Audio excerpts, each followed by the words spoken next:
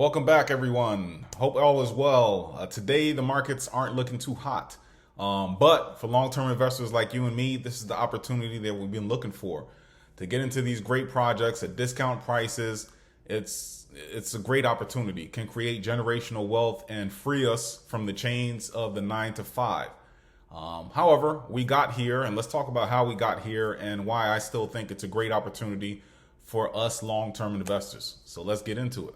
Before I get into it, though, if you like any of the information that I'm presenting today, please hit that like button. It means a lot. And if you want to continue to see the content that I put out, subscribe to the channel and hit that bell to be notified when I come out with new content. But let's get into it now. So sea of red, you see Bitcoin's at 18.6. I remember the days this past summer, not this summer, but the summer before, 2021, where Bitcoin is like, in the 60,000, 50,000. And I'm just thinking, man, if I could have got into DC8 when this was lower, well, we have the opportunity now. It's here. ETH, when ETH is over 4,000, I'm like, man, I should have got in early. We have the opportunity. So when I see this, I don't see despair and I don't see doom. I see hope. I see another opportunity. So that's the way I look at it. I think it's a great opportunity for everyone. The sentiment in the market is very extreme fear, very fearful. A lot of things going on. You got the global issues. You got macro issues that we're about to get into. And right now, the market and equities as well, it's not a great time. A lot of people aren't hopeful. But again, I talked about many reasons why we should all be hopeful and look towards the future. So he is the man of the day, man of the past 2 days, actually. Jerome Powell raises the basis point to 0.75. Now, the market was anticipating this. That's not the real reason for the negative reaction. What is the issue is now he's talking hawkish and, throughout his press conference. Now he's saying that the hike can go as high as 4.6. Previously, he was thinking in threes, but now it's at 4.6, and the market was not expecting that. Market does not like surprises, and because of that, that's why things took a turn for the worse. As you can see there, the Dow closed 500 points lower. Yeah, it's crazy. But, inflation is still running hot. It's 8.3%. And, he said as long as the job market is still strong, he's going to continue to be hawkish. And that's what we got. Charlie Blayle on Twitter, if you don't follow him, go give him a shout. He is he comes out with charts all the time, and he gives us good information. And he said, based on this new increase or projection of up to 4.6%, this is what the market is anticipating. So in November, another 75 hike. In December, 50, February 2023, 25, and then pause. And then after that, they may pivot and start cutting. Now, this is where you and I come in. When they start, if this is accurate, September 2023, the end of that quarter, but 2024, what happens in 2024? That is the Bitcoin halving cycle. That's when that starts to happen. And that's when things will start to skyrocket. So my plan is, while this is all going on, I'm going to DCA into these discount prices into my favorite projects, and I'm just going to follow along. And then when the rocket ship takes off, I'm going to be right on board. So why should you care about the hikes? You hear all the YouTubers talking about this, and it's all over the news. I mean, for many reasons, it impacts everyday life.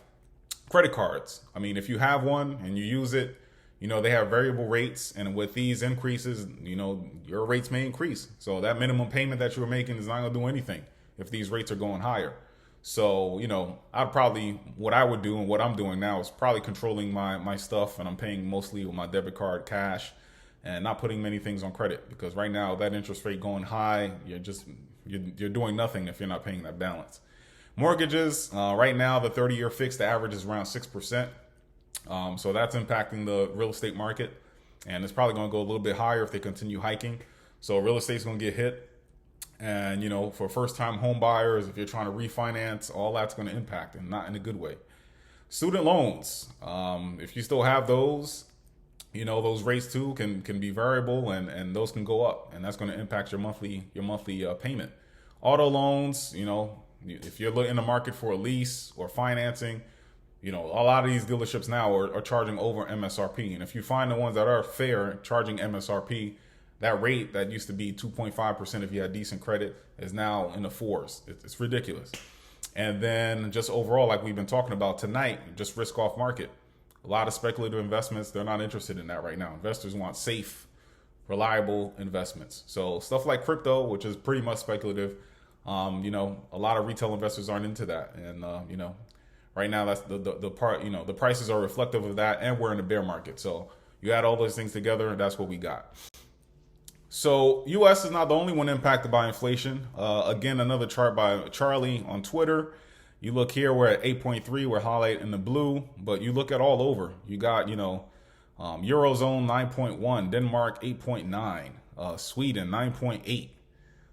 You got South Africa 7.6, Poland 16.1, Czech Republic 17.2, Russia, well, we know why they're in that situation, but Mexico 8.7, Colombia 10.8. Chile, 14.1. Turkey, 80%. Brazil, 8.7. So overall, the global economy, we have issues. And I just think overall, crypto is not only bought in the U.S., but it's bought all over. And I think right now, people are hanging tight onto the wallets and purses. And just because of inflation, you got to choose what's important, what's not. And maybe crypto is not the top of the list. So right now, these bargain prices that we're seeing, I think, in my opinion, that they'll be here until at least the end of next year. So right now is the time to be DCAing into these projects. So speaking of fire sales, or not fire sales rather, but good prices, Capo, who is a crypto analyst, has over 500,000 followers on Twitter. He's been in the game for a little bit. He believes that Bitcoin can go down to around 14 to 16K. I'm for it. I'm for that. But he goes on to say officials at the FOMC are expected to raise interest rates once again, potentially putting more pressure on risk on assets like cryptos. A scam pump in crypto refers to a burst of volatility, often in the opposite direction of the trend before reversing after it traps or scams traders. And that's what happened. If you saw all day today, ETH, Bitcoin, things were running up a little bit. I was wondering, what's going on? Don't they know that the Fed meeting's coming up? And that's what happened. And then shortly after the announcement was made, it went up a little bit. And then within an hour, everything was dropping. Capo reiterates that after a sudden rally, he gives a downward target somewhere in the ballpark of 14 to 16K. So if you look at the graph here that he has, the target, his main target is about 14 to 16. And that's where he sees things going before we bounce right back up. So I'm with it. So like I was talking about on the same token, as far as crypto blowouts, just look at some of these projects that I'm looking at. Bitcoin over 70% down from its all-time high. ETH over 70%. ADA over 80%. Solana over 85%. Matic over 70%. Flow over 90%. HBAR over 90%. Sandbox 90%. Quant over 70%. Cosmos over 65%. These are the things that I'm talking about. These are projects right now you get in, you fill your bags, and you're doing it at a good price. So when things ride up, you're just loving every second of it. So Michael Saylor, that's not stopping him. Smart investor. He's thinking like we're thinking as far as long-term investors go. MicroStrategy just bought, more, $6 million worth of Bitcoin. And they actually got it at a good price. They were buying at like 30s, average 30,000, and they got it at 19,851.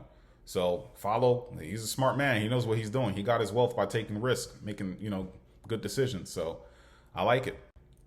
Cardano, we have some good news. So it's not all doom and gloom. They have their Vassal hard fork beginning tomorrow. I think it's over a period of several days that it should be taking place, and it's going to help bring improvements to the blockchain, making it more scalable. And also helping with lower transaction fees. So very positive for Cardano. So let's see what happens with the price.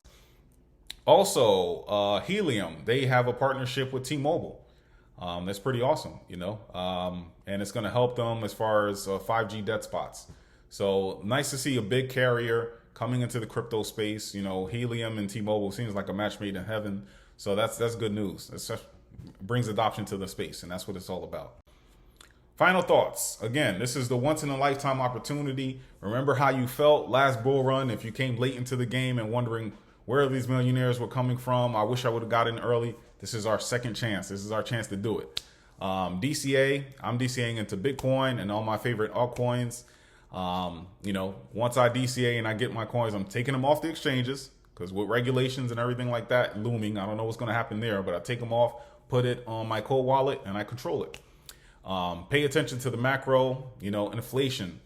job numbers, if that's going up or down. Look at the market, recession. So recession is looming. Technically, everything is still good, but with all these interest rates coming up, and when the stock markets comes out and the earning recession comes out, people are missing their marks, and then they have to start laying off people, and things can get worse. But you want to pay attention to all of that. You want to look at global events. Although you may be in the U.S., you may be over in Europe, but you want to look at everyone because we're all intertwined. What's going on over there, you may not think it's impacting you, but financially, we all share businesses, business interests, and it could impact you. So you want to be notified and watching what's going on, because it's definitely help you in your long run with your investments.